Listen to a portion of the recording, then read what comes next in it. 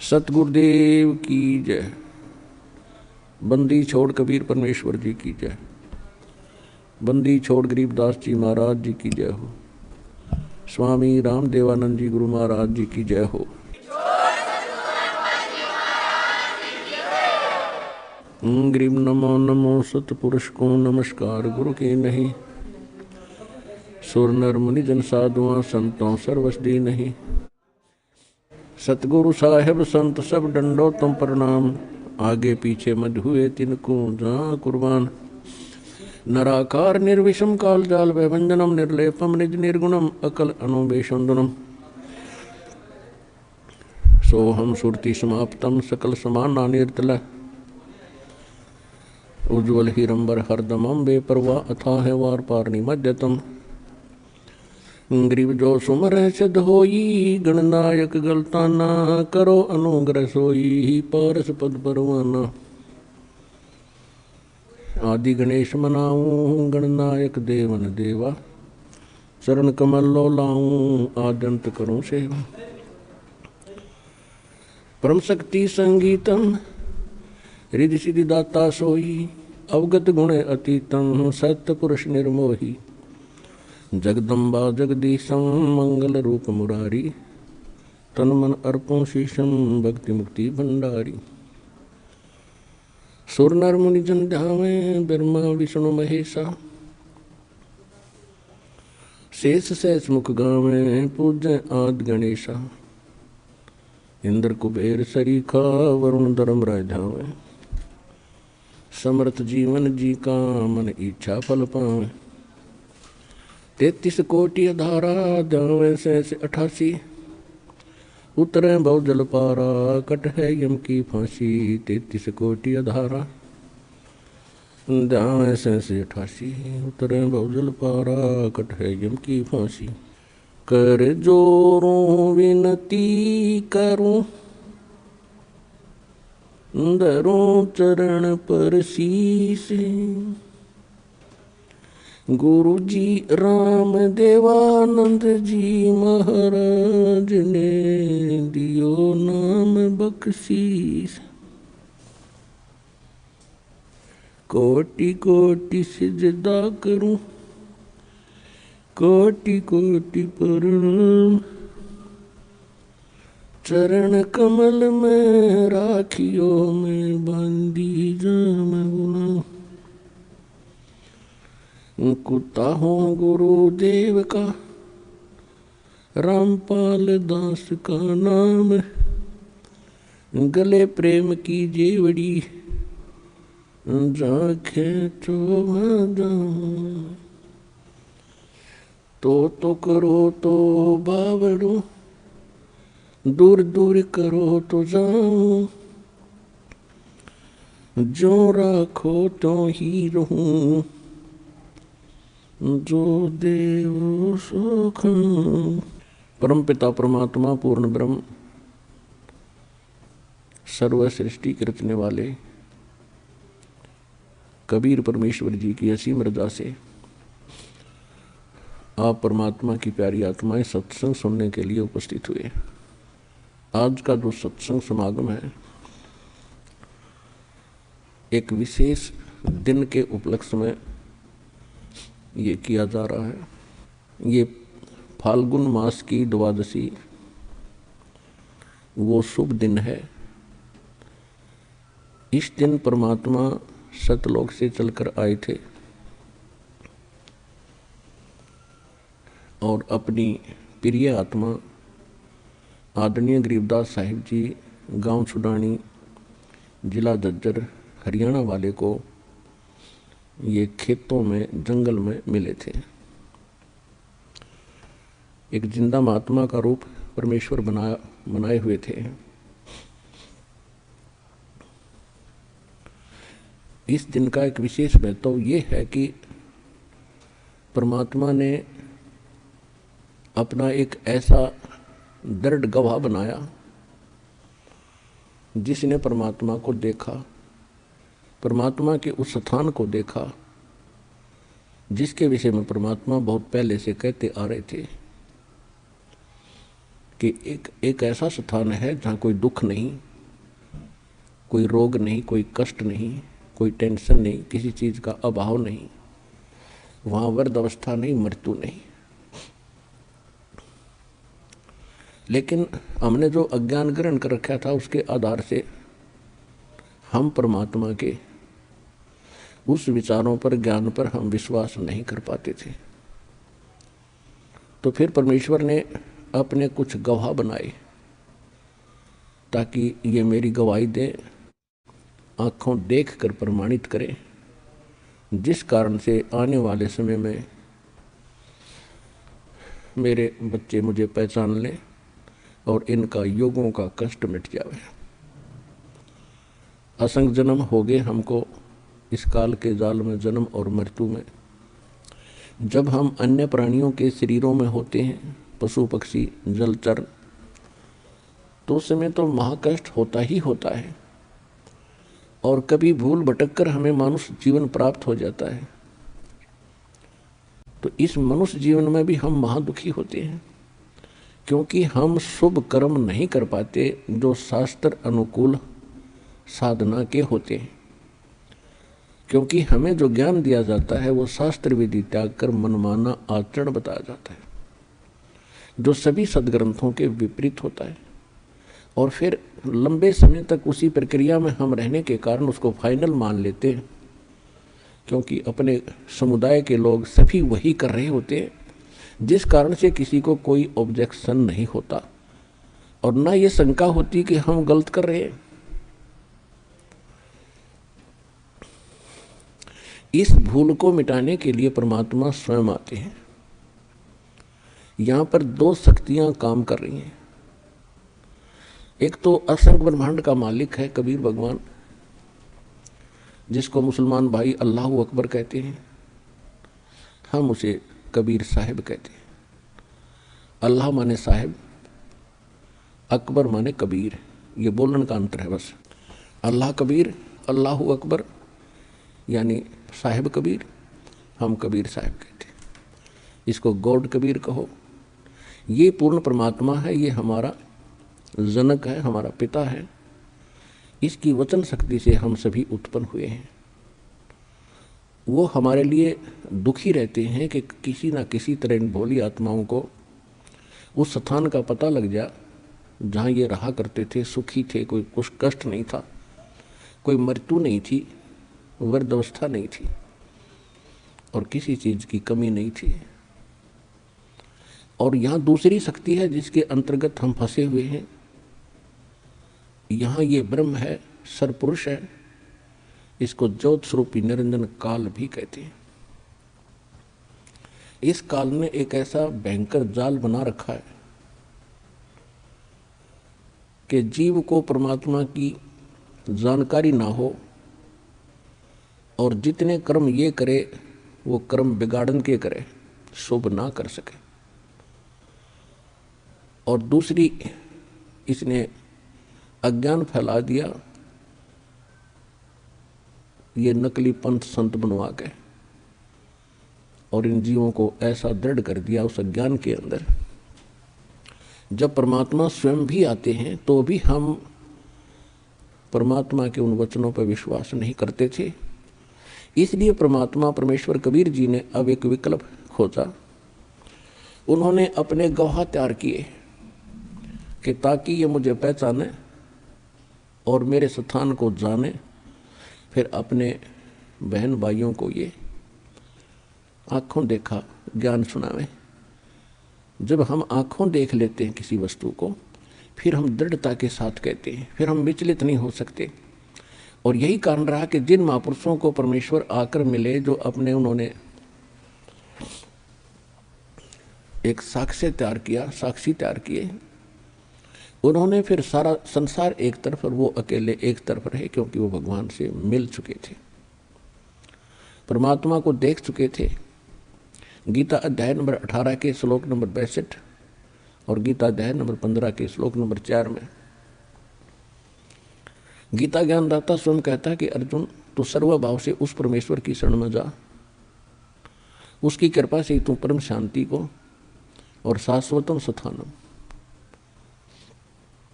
उस सनातन परम धाम को प्राप्त होगा। सनातन माने सदा रहने वाला, जिसका कभी अंत नहीं होता।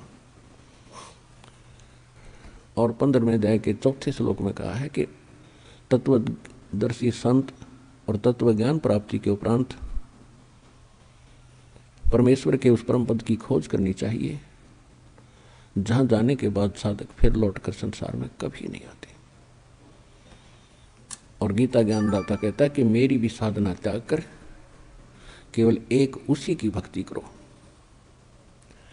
अब इसने परमात्मा के डर से ज्ञान कुछ सदग्रंथों में तो सही दे दिया, लेकिन अपनी प्रेरणा से ये संत भेज गए, आचार्य और शंकराचार्य भेज गए। इसने अपने सदग्रंथों के यानी सिलेबस के विपरीत पढ़ाई पढ़ा दी, और वो फिर एक लोक वेद बन गया। हजारों वर्षों से हम उसी को सुनते और सुनाते आए। उस अज्ञान को हटाने के लिए परमेश्वर को स्वयं आना पड़ता है। ये सन 1727 विक्रमी संवत 1784 की बात है, जिस दिन परमात्मा एक जिंदा महात्मा का रूप बना के अपने निज धाम सतलोक से चलकर गांव छुड़ाने जिला झज्जर हरियाणा के खेतों में जंगल में आकर उतरे सहसरी राय, जहां पर आदरणीय गरीबदास साहिब 10 वर्ष के बालक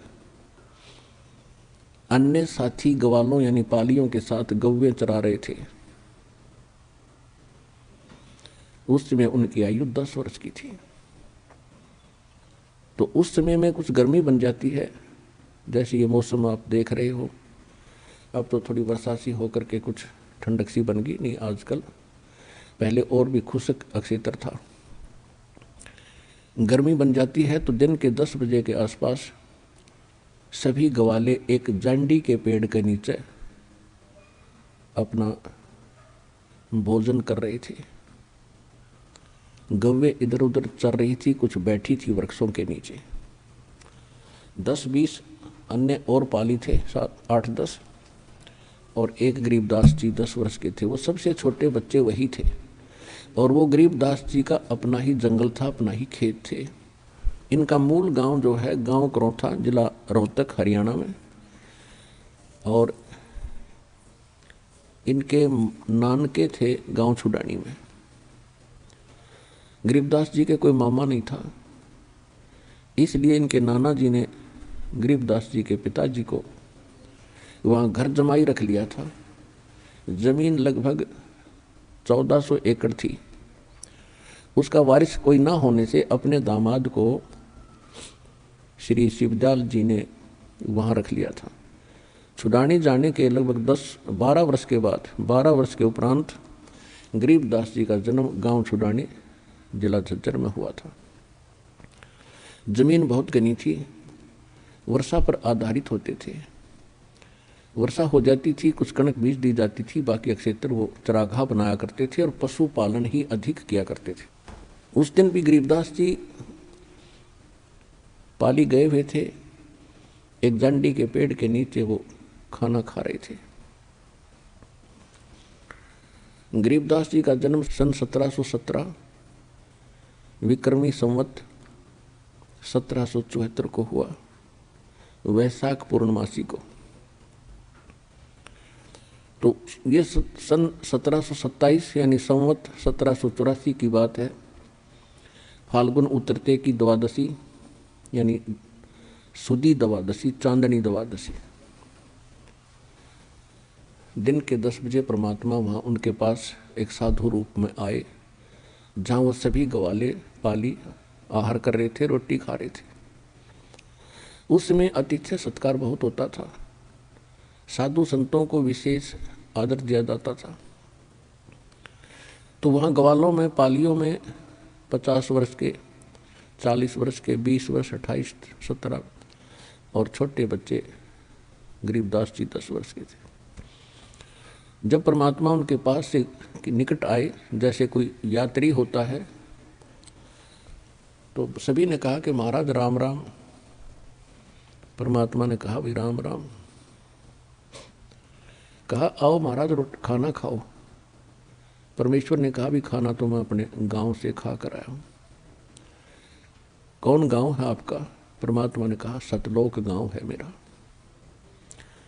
फिर सभी ने कहा जी खाना नहीं खाओगे तो दूध तो पीना ही पड़ेगा, हम साधु संत अतिथि को बगैर कुछ आहार किए नहीं जाने देते, ये तो आपने स्वीकार करना ही पड़ेगा। परमात्मा आए तो इसीलिए थे। तो परमेश्वर ने कहा भी ठीक है मैं दूध पीऊंगा, लेकिन मैं कंवारी गाय का दूध पीता हूं। जो बड़ी उम्र के व्यक्ति थे, ग्वाले थे, वो कहने लगे बाबा जी आपकी नीयत नहीं है दूध पीने की, आप तो मजाक कर रहे हो। परमात्मा बोले भाई अगर दूध पिलाना है तो पिला दो, तो कुंवारी गाय का पीता हूं मैं। इतनी डिस्कस हो रही थी, गरीबदास 10 वर्ष के बालक खड़े हुए एक कुंवारी गाय ले आए जो 1.5 वर्ष की बच्चिया थी, और कहा महाराज जी इसका ना तो बच्चा हुआ है ना इसके कोई सतन है, ये दूध कैसे देगी? परमेश्वर कबीर जी ने कहा कि बच्चों कोई तुम्हारे पास ऐसा बर्तन हो वो लाओ जिसमें दूध निकाल लेंगे। एक छोटा सा मिट्टी का बर्तन था, 8-10 किलो का, 8-10 लीटर का, तो उठा लाए, साफ करके रखा हुआ था। और गरीबदास जी पकड़ कर बैठ गए गाय के नीचे। परमात्मा बोले रख इसके नीचे। पकड़ कर बैठ गए गाय के नीचे, सतनों के नीचे। परमेश्वर खड़े हुए और बच्चिया के कमर पर हाथ थपकी मारी, सतन लंबे लंबे हो गए, दूध की धार चल पड़ी और पात्र भर गया जो बंद होगी। बोलो सतगुरुदेव, बंदी छोड़ कबीर साहेब की जय।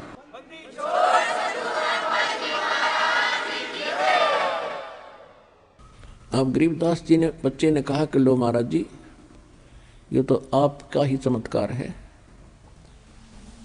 दूध पी लो। परमात्मा ने कुछ दूध पिया, शेष उन पालियों से कहा कि ले बच्चों पी लो, ये प्रसाद है। अब जो बड़े गरीबदास जी से जो बड़े थे सारे, उन्होंने कहा कि हम ना पीवें, ये तो पाप का दूध है, कुंवारी गाय का दूध निकाल दिया और ना जाने क्या जादू जंतर कर रखा आपने, और फिर आपने झूठा कर दिया, अपना पता कौन सी जाति के हो, हम ना पीवें, उठ कर चले गए। अब गरीबदास जी ने कहा कि लो भगवान मुझे दे दो,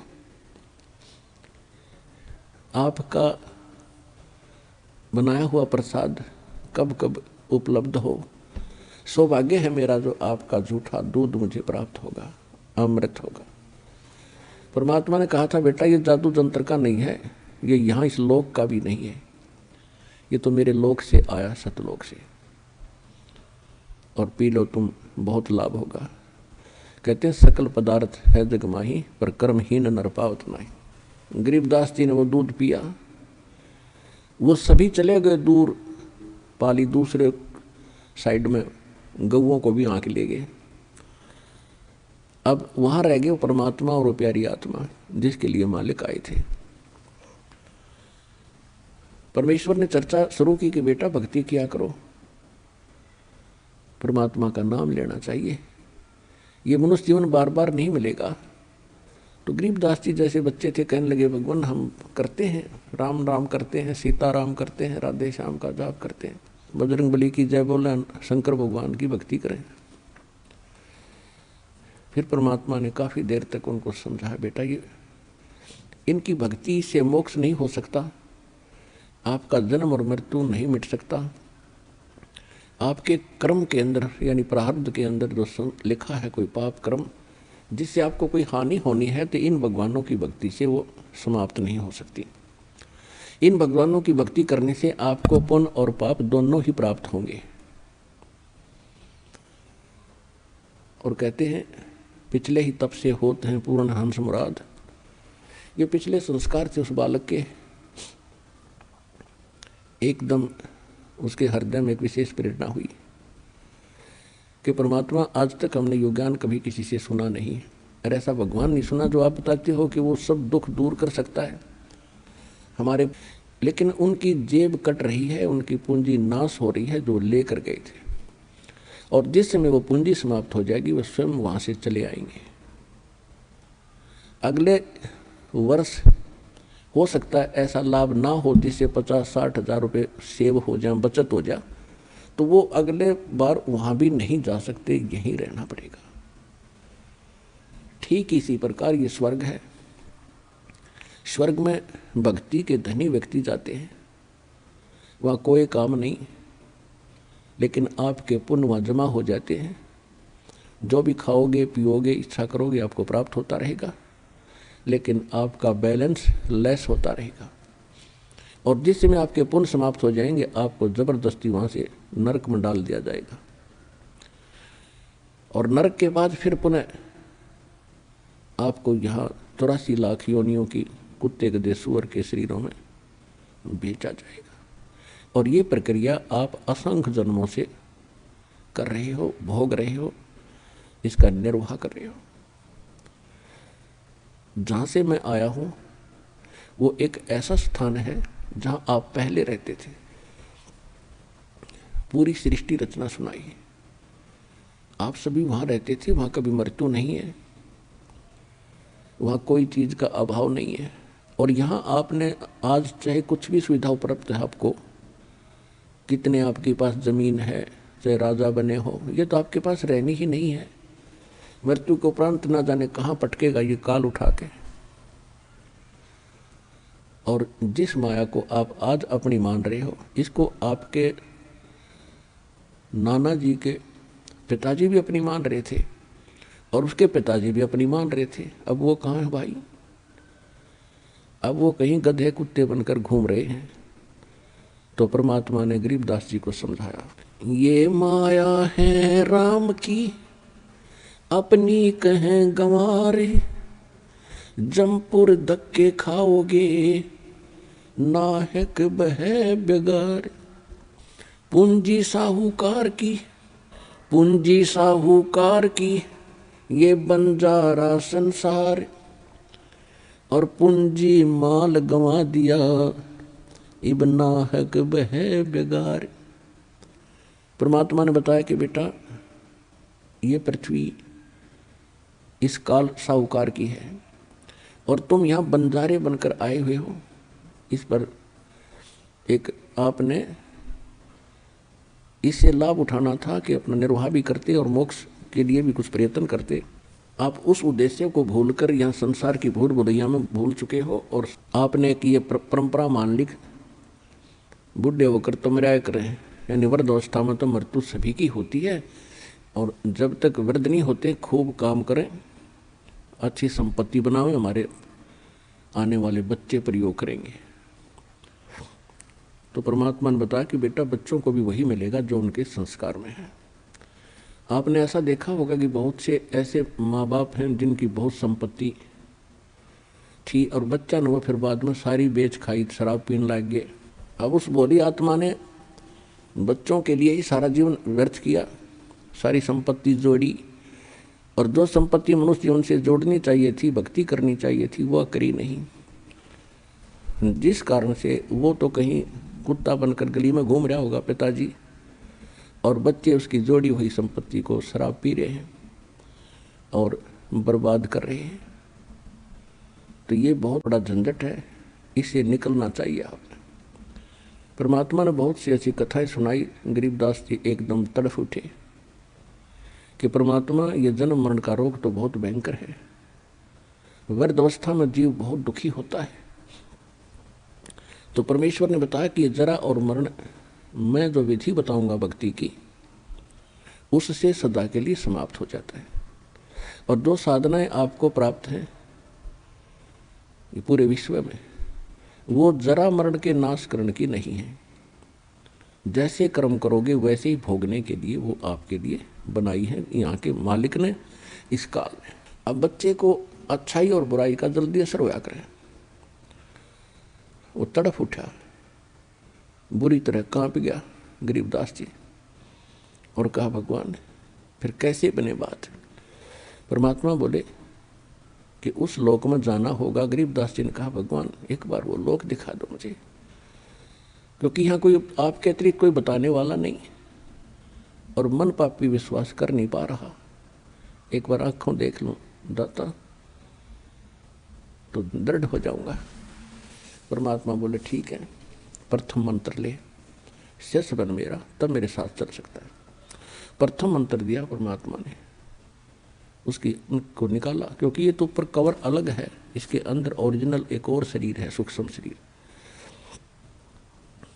ये तो ऐसा जैसे ओवरकोट पहन रखा हो हमने, जैसे सर्प ऊपर से कांचली छोड़ देता है और सर्प ओरिजिनल उससे भिन्न है, तो ये अपना बॉडी जो है ये तो कांचुली है, लेकिन इस कांचुली में हम बहुत कुछ प्राप्त कर सकते हैं।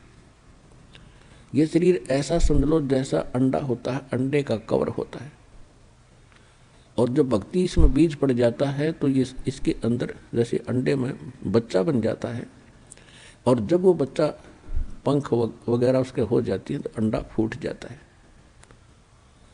अंडे को छोड़ के अंदर जो वस्तु थी वो बच्चा, अब उसके पंख होगी, वो उड़न लग गया।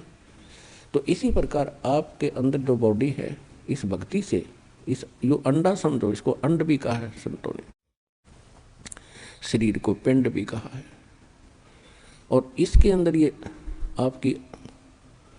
आपका जो भक्ति रूपी पर बनने लग रही है पंख, और जब ये भक्ति खूब करोगे डट के, समय आने पर आपके पंख लग जाएंगे उस सूक्ष्म शरीर का। ये ऊपर का कवर, ये अंडा यहीं पड़ा रह जाएगा, और ओरिजिनल पक्षी यानी भक्ति युक्त प्राणी सतलोक चला जाएगा सिद्धि से उड़ के। तो गरीबदास जी बड़े प्रभावित हुए, परमात्मा उनको लेकर ऊपर गए। सबसे पहले धर्मराज के दरबार में पहले ब्रह्मा विष्णु महेश के लोक दिखाए, स्वर्ग और नरक दिखाया। वहाँ हाहाकार मची थी, सभी प्राणी परमात्मा को देख रहे थे, और उनको वो बातें याद आ रही थी जब कभी वो मनुष्य शरीर में थे, जो आज नरक के अंदर दुख उठा रहे हैं या स्वर्ग के अंदर अपनी पूंजी नष्ट कर रहे हैं।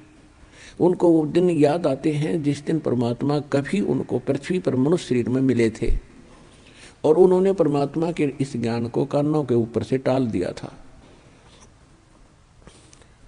तो वहां रो रहे थे वो, हे भगवान, परमात्मा ने कहा कि मैं तुम्हें उस दिन मिला था वहां पर, और मैं क्या कह रहा था बच्चों, क्योंकि उसके मालिक के पास तो सारे रिमोट हैं, और प्रत्येक प्राणी के अंदर अंतःकरण में कोड वर्ड में पूरी असंख्य जन्मों की, जब से वो जन्म मर रहा है, कुत्ते गधे सूअर चाहे कुछ भी बना है, वो सारा उसके अंदर फीड है। परमात्मा ने वो चालू कर दिया वचन से, और याद आई उसको, कहाँ भगवान आप मिले थे और आप कह रहे थे जो साधना तुम कर रहे हो ये नरक में और स्वर्ग दोनों में जाना पड़ेगा, और मैं जो भक्ति बताता हूँ वो इससे भिन्न है, उससे तुम्हारा कल्याण होगा। उस समय आप क्या कह रहे थे, विवाद कर रहे थे, मुझे खुरका धमका रहे थे, तू क्या जाने दुल्हा, तू क्या जाने क्यों बकवास करता है, हमारे देवताओं को तू ऐसे बताता है। वो सारा कुछ सुनाया परमात्मा ने। वो लज्जित हो गए कि भगवान हमसे धोखा हो गया, बचा लो दाता, अब नहीं। परमात्मा बोले अब नहीं।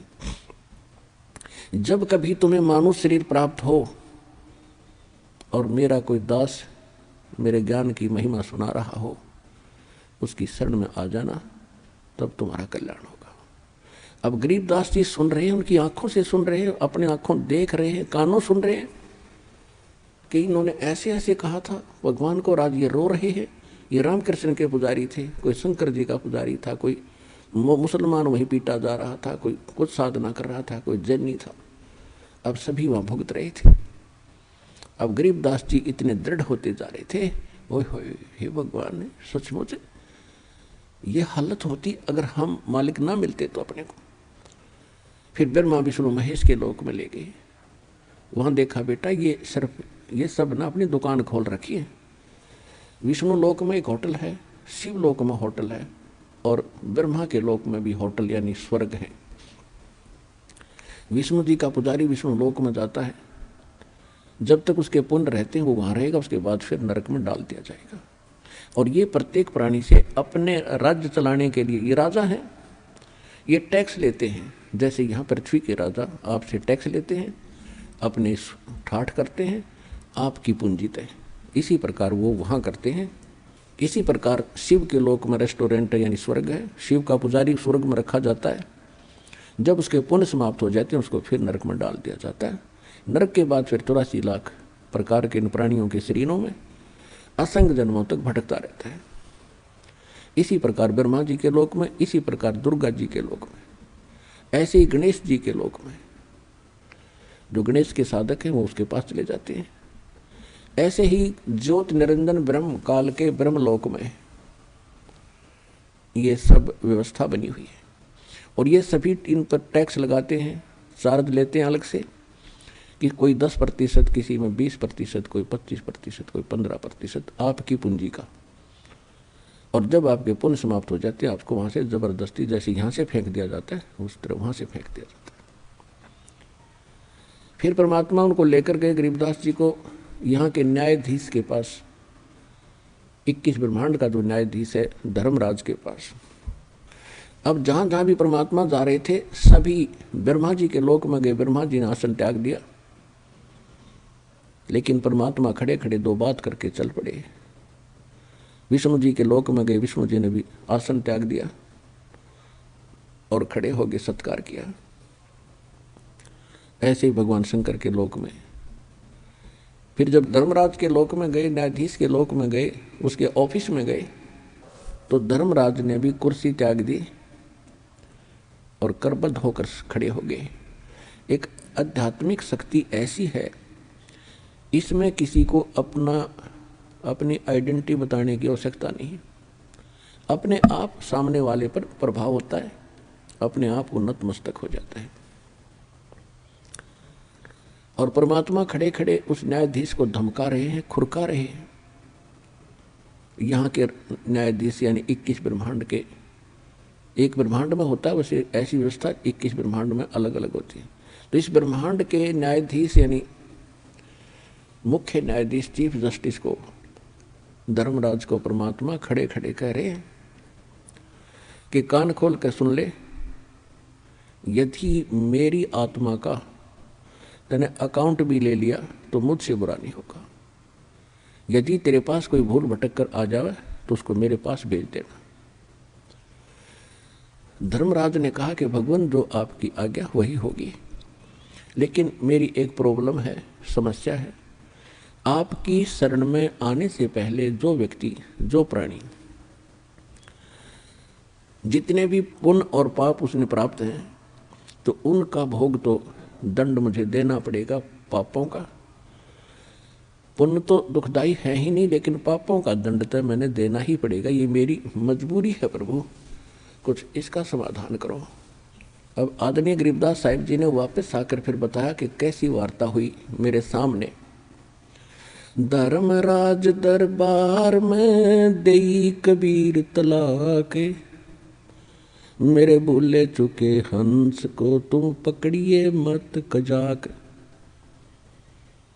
एक न्यायाधीश को जिसके सामने ब्रह्मा विष्णु महेश की पिंडी कांपे और उसको एक महापुरुष खुरका रहा है और कजाक कह रहा है कि ए चतुराद, कजाक माने ए नालायक आदमी, जब मेरे भक्त को नहीं पकड़ लेगा तो वो क्या कहते हैं, बोले पुरुष कबीर से धर्मराज कर जोड़े, तेरे हंस न पकड़ू नहीं मोहे 2 ही लाख करोड़। फिर क्या बताया, कर्मों से तीरथ है अब जो जप नाम कबीर, वो तो मोहे पकड़ने पड़े दाता जड़नी पड़े जंजीर। अब परमात्मा क्या बोले, करम भरम ब्रह्मंड के मैं पल में करहूँ ने से, जिन हमारी दुहाई दई सो करो हमारे पेश। कि तेरे इस ब्रह्मांड के लगाए हुए कर्म, क्योंकि ये काल जो है मन रूप में सब प्राणियों में विद्यमान है, और इस मन की आदत केवल खोटे कर्म करने की है, शुभ यो सोचता भी नहीं। तो परमात्मा कहते हैं ये तुमने ही इन जीवों के ये कर्म लगाए हैं, और उन कर्मों का मैं नाश कर दूंगा, उनको कैंसिल कर दूंगा जो तेरे काबू में ना है। वो मेरे पास ले आना तेरा अकाउंट, और मैं उनको क्रॉस कर दूंगा और अपने साइन कर दूंगा।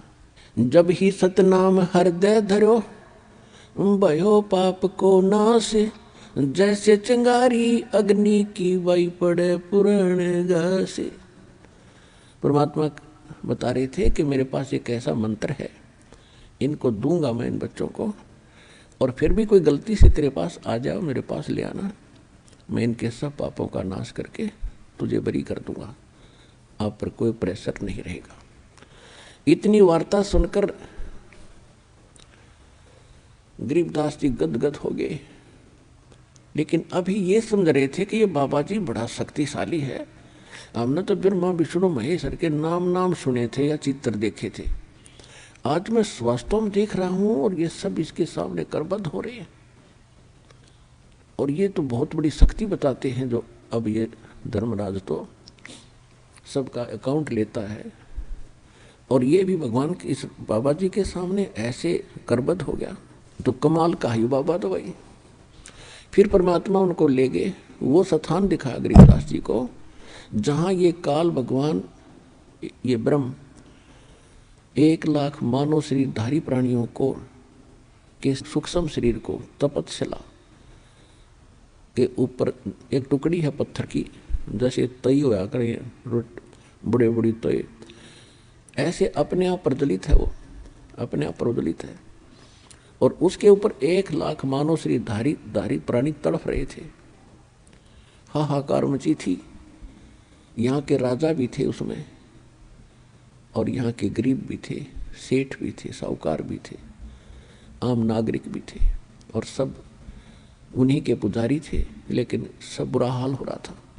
तब परमात्मा वहाँ पहुँचे तो सभी एकदम उनकी तपत खत्म हुई, और ऐसे बैठ गए उस तई के ऊपर, जैसे कढ़ाई में बैठ गए, उबलते तेल के कढ़ाई में समझ लो आदमी, और उसको पीड़ा ना हो। तो एकदम देखा कि ये परमात्मा आगे शायद।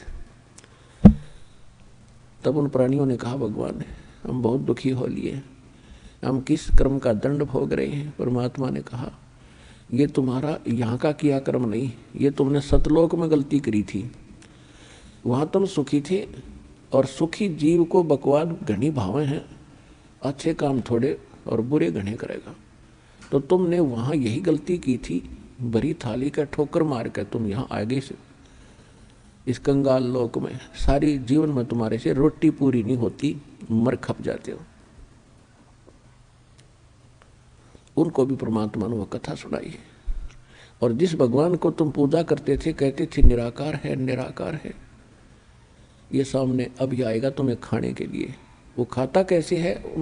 सूक्ष्म शरीर के अंदर जितने प्राणी मनुष्य शरीरधारी वहाँ तपतशिला पर डाले जाते हैं, तो सारे जीवन में उन्होंने जो भी ये आहार किए हैं, और ये क्या कराता है? बीड़ी, शराब, तमाकू, मांस, और ये बकवादियों घनी करवाता है। आज विश्व में शायद ही कोई प्राणी बचे हों, कुछ प्रतिशत, न तो सभी, कोई बीड़ी का लत है, कोई शराब पी रहा है, कोई भूकी खा रहा है, कोई अफीम खा रहा है, कोई मांस खा रहा है, कोई शराब पीता है। तो ये कोई सा भी काम करने का नहीं, ये मन करवाता है, और इसके करने से हमारे सूक्ष्म शरीर के अंदर एक विशेष पदार्थ डिपॉजिट हो जाता है, और वो स्वाद करता है काल उसका। फिर तो वो सबको उठा के वहाँ डालता है तपतशिला पर, फिर सब तड़फ तड़फ कर। जिसने ज़्यादा बीड़ी शराब तम्बाकू पी रखा है, वो काफ़ी देर तक तड़पता, उसमें तो घना माल होता है उसका, और काफ़ी देर तक, सबसे पीछे तक उसकी दुर्गति होती है वहाँ पर। और फिर जीव मरता नहीं उस सूक्ष्म शरीर में, उनको वहाँ से फेंक देता है सिद्धि से। उसका टाइम फिक्स अलार्म रखा उसने, उसके बाद वो वहाँ से अपने आप उड़ जाते हैं। जब उनका गंध मैल निकल जाता है और ऊपर जाते हैं ठंडे क्षेत्र से, तो वो कुछ नॉर्मल से हो जाते हैं, और फिर धर्मराज के दरबार में आकर लाइन लगा लेते हैं अपने कर्मों का अकाउंट कराने के लिए। वहाँ तो सबके कर्मों का अकाउंट कैलकुलेटेड मिलता है, क्योंकि जो ये कर्म प्राणी करता है उसका एक फैक्स वहाँ हो जाता है धर्मराज के दरबार में, और उनके उस अकाउंट नंबर में डिपॉजिट हो जाता है। और जब प्राणी वहाँ पहुँचता है तो उसके सामने कुत्ते की योनि, गधे की योनि, कुत्ते की योनि, गधे की योनि, मनुष्य जीवन, स्वर्ग, भागो फटाफट। वहाँ नहीं सुनता कोई, फिर हाहाकार मची रहती है। जिनका नरक में जाना होता है उनको यम के दूत खड़े हैं, लठलियाँ बांध लेकर, जैसे पुलिस वाले खड़े होते हैं, और पकड़ के बाजू, फटाफट आ जाओ भाई, नरक है तुम्हारे लिए। और वहाँ ठोक कर आते हैं, उनको बुरा हाल हो रहा है। तब क्या देखा, कुछ देर के बाद वो ज्योत निरंजन काल उनको खाने के लिए अपने उस रसोई घर में आने लगा। दूर से देखा, तब तक वो प्राणी वहीं थे, परमात्मा की कृपा से। नहीं तो उसको ऑटोमेटिक सिस्टम से तो उनको चला जाना चाहिए था, वो इसलिए आया था, वो किसी के सामने नहीं आता। तो उस बताया परमात्मा ने कि देखो वो आ रहा है तुम्हारा यहाँ का भगवान, जिसको तुम परमात्मा कहते, इसकी शकल देख के कलेजा फट जाए आदमी का, और तुम इसको ब्रह्म मानकर पूजा करते हो। सबने देखा सामने लंबे दांत, ओछा माथा, काला विकराल शरीर, तो सभी प्राणी भयभीत हो गए। परमात्मा ने कहा कि तुम जाओ यहाँ से। वो सभी को उड़ा दिया। और जब परमात्मा उसके निकट गए, वो कहाँ बैठता है जाकर के, एक जो 11वां द्वार है, 11वां द्वार है, वो अक्सर पुरुष के लोक में जाकर निकलता है। उस गेट पर ये स्वयं चौकीदारी करता है कि कोई इधर से एक भी ना चला जा। ये स्वयं वहां बैठता है, और वहां बैठा था, वहां से उठकर चला ही था। परमात्मा जब चले तो उस गेट पर अड़ गया जाके, कौन आ गया ये, इस कैसे चला जाएगा इधर। तो परमात्मा निकट गए, तो परमात्मा ने कहा कि देख बेटा गरीबदास, ये है यू काल भयंकर, इसके सामने ब्रह्मा विष्णु में इसकी हिम्मत नहीं कि इसके सामने, इसकी शक्ति के सामने टिक जाए। वो 4 भुजा के भगवान, जो 1000 का है। अब तो ये 2 भुजा बनाए बैठा है, ये 1000 भुजा तक बना सकता है। ब्रह्मा विष्णु महेश तो 16 कला के प्रभु हैं, ये 1000 कला का भगवान है। और जिस परमात्मा के पास मैं तुझे ले जा रहा हूँ, असंख्य कला का मालिक है वो।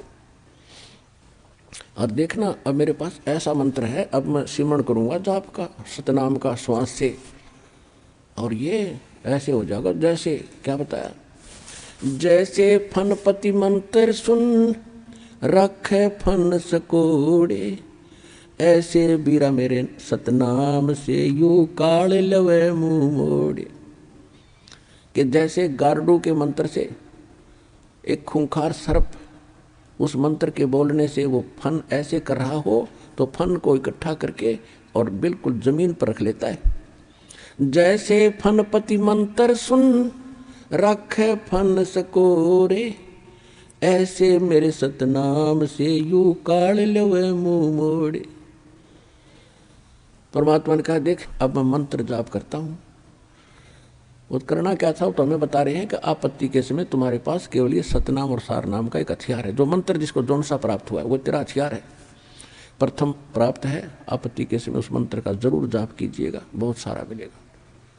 सतनाम प्राप्त है तो सतनाम का सिमरण करिए आपत्ति में, चाहे किसी प्रकार की भी है, चाहे रोग है, या कोई और पशु पक्षी से है, या कोई संसारिक व्यक्तियों से है, या कोई राज दरबार से है। एक बार उसका सिमरण अवश्य करके देखना, आपको कैसे चमत्कार मिलेगा, पर सच्चे दिल से।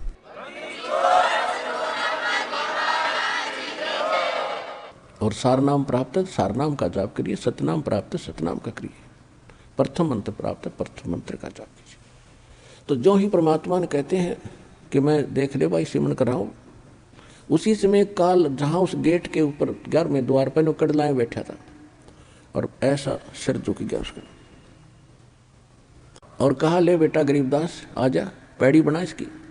इसके सिर पे पैर रखा, पहले तू चल पहले आगे। गरीबदास जी ने सिर पे पैर रखा, अंदर कूद गए, बालक थे। ऐसे परमात्मा ने सिर पे पैर रखा और आगे चला गया। वो फिर ऐसे हो गया, कदे और ना निकल जा, 2 तो गए तो गए। 11वें द्वार पार करते ही ये लोक आ जाता है अक्षर पुरुष का। गीता अध्याय नंबर 15 के श्लोक नंबर 16 और 17 में 3 पुरुष हैं। एक सरपुरुष, ये ब्रह्म है, 21 ब्रह्मांड का मालिक, जिसको ज्योत स्वरूपी निरंजन काल भी कहते हैं। और अक्षर पुरुष ये 7 संग ब्रह्मांड का स्वामी है। और इनके अंतर्गत जितने इनके अंतर्गत प्राणी हैं वो भी नाशवान, और ये स्वयं भी नाशवान। 15वें अध्याय के गीता जी में 17वें श्लोक में कहा कि उत्तम पुरुष है तू अन्य परमात्मा है उदाहरते। उत्तम पुरुष यानी श्रेष्ठ परमात्मा तो इन दोनों से, सरपुरुष और अक्षर पुरुष से अलग है, जिसको परमात्मा कहा जाता है। यह लोक धर्म अविषय विवृत्ति अवैश्वर है, जो तीनों लोकों में प्रवेश करके सबका धारण पोषण करता है, यानी कुल का मालिक वासुदेव। वो वासुदेव है, ये श्री कृष्ण वासुदेव नहीं, इसके तो पिता का नाम था वासुदेव। तो तब उस अक्षर पुरुष के लोक को पार करके फिर परमात्मा ने बताया कि जब तुम यहाँ आओगे, यहाँ इसके बहुत लंबा क्षेत्र है, इसके यहाँ से आपने जाना है, तो यहाँ आपको इसका वो मिलेगा, विमान मिलेगा, और इसका टैक्स देना है आपने। उस बहर गुफा तक जाने का, बर में द्वार में प्रवेश करने तक इसका टैक्स देना है। उसका एक मंत्र दूंगा जो इसकी कमाई बनेगी। फिर ये तैयार रखेगा आपके लिए यहाँ एक विमान है, और आपको 7 संग ब्रह्मंडों को पार करके बहर गुफा में छोड़ेगा। उसके बाद एक मंत्र और दिया जाएगा जो सार नाम है, उसकी कमाई से आप यहाँ स्थायी स्थान पाओगे। तो जब ही परमात्मा वहाँ पहुँचे तो अक्षर पुरुष का सारा स्थान दिखाया। अक्षर पुरुष के पास पहुँचे, वो खड़ा हो गया। वो ऐसा निकम्मा नहीं है जैसा ये काल है, लेकिन वहाँ भी जन्म मृत्यु प्राणियों की बनी रहेगी, लेकिन उनकी आयु बहुत बड़ी है। फिर भी जन्म मृत्यु पशु पक्षी ऐसे ही हैं, लेकिन वो किसी को खाता नहीं, स्वार्थवश दुखी नहीं करता, लेकिन कर्म आधार दंड वहाँ भी पुण्य और पाप, स्वर्ग और नरक दोनों ही बने हुए। उसके बाद फिर परमात्मा बर में द्वार में पहुँचे। अक्षर पुरुष से भी परमात्मा ने, अक्षर पुरुष ने विनय किया, और जो उनसे भूल बनी थी, जो वो उसको याद है, अक्षमा याचना की दाता हमने बहुत गलती की थी, हम आपके लोक को छोड़कर आए थे, अब कभी दया करिए दाता। परमात्मा बोले भाई दया तो हम रोज ही करें, पर तुमसे ये लालच ना छूटता, यहाँ की प्रभुता ना छूटती, ला अब कर दूं दया तेरे पे। मैं कहूँ ऐसे भक्ति कर, फिर क्या कहता जी फिर देखेंगे, उठाठ दिखे उसने, फिर देखेंगे। सब किसी ने देख ले, जिसने समय पर रोटी मिल रही है, छोटी सी कोई जॉब ठीक हो या व्यवसाय ठीक हो, बाल परिवार ठीक हो, उसको कोई कह दे आजा भक्ति कर ले, नो का फिर देखेंगे। ये बात गुटी लानी है श्याम ने, वह ना छूटती। फिर क्या देखेगा, जब गधा बन जाएगा फिर तो कुम्हार देखेगा, कड़मा मारेगा लठ। अब देखना तब देख, छोड़ सारी बुराइयों को और कर भक्ति सच्चे नाम की, और यहाँ भी सुखी रहेगा। जब तक तेरा यहाँ संस्कार है तो भी सुखी इसी से रहेगा, नहीं तो आज सब कुछ है तेरे पास, कल मृत्यु हो जा, फिर गधा बन कर घूम रहा होगा। खा कर ये जीवन यहाँ का। फिर इस ज्ञान से यह बात समझ में आवेगी, प्रमाण दिया जाएंगे, भगवान बतावे, आँखों देखा वो संत बतावे। अब जैसे आम कहावत होया करती, कोई बात बतावे इधर उधर की, तो उसने यूं कहा करते कि तू कौन सा भगवान से मिलकर आ रहा है, यानी भगवान से कोई मिलकर आवे तो उसकी बात तो सच्ची है, मानी उन्होंने भी, कि आप कौन से भगवान से मिलकर आ रहे हो, इसी दृढ़ कॉन्फिडेंस से कह रहा तू यह बात। तो परमात्मा खुद आए और जो भगवान से मिलकर आए उन्होंने बताई ये बातें, तो शंका नहीं रहनी चाहिए समझदार व्यक्ति को, जो वो ज्ञान बताया जा रहा है और दास उन महापुरुषों का बताया हुआ बता रहा है, तो आपको तुरंत समझ में आना चाहिए। और यहाँ से सिर पर पैर रख लो, सतलोक जाने के लिए डट कर भक्ति करनी चाहिए।